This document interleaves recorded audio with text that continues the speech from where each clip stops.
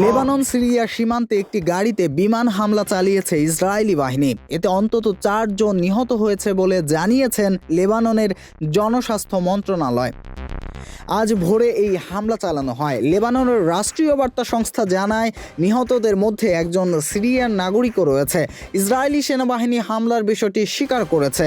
তারা বলেছে লেবাননে অবস্থানরত প্যালেস্টিনিয়ান ইসলামিক জিহাদের সদস্যদের লক্ষ্য করে এই হামলা চালানো হয়েছে। তবে এই দাবির পক্ষে কোনো প্রমাণ দেয়নি। এই ঘটনায় পিআইজি এখনো কোনো প্রতিক্রিয়া জানায়নি।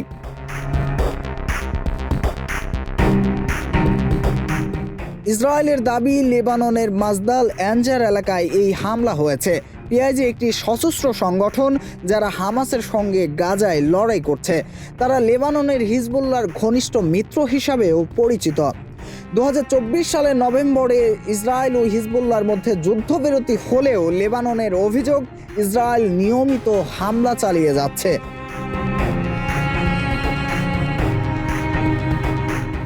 জাতিসংঘ জানিয়েছে গত 1 বছরে ইসরায়েল 10,000-এর বেশি হামলা চালিয়েছে। এতে অন্তত 108 জন বেসামরিক মানুষ নিহত হয়েছেন, যাদের মধ্যে নারী ও শিশু রয়েছে। এছাড়া কিছু বেসামরিক মানুষকে অপহরণের অভিযোগ উঠেছে। এই পরিস্থিতিতে লেবানন জাতিসংঘের কাছে অভিযোগ জানিয়েছে। তারা ইসরায়েলের হামলা বন্ধ ও সেনা প্রত্যাহারের দাবি জানিয়েছে।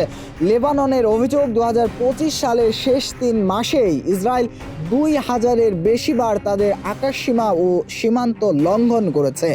এখনও সীমান্তের কিছু এলাকা ইসরায়েলের দখলে রয়েছে, যার কারণে অনেক মানুষ নিজ ঘরে ফিরতে পারছেন না।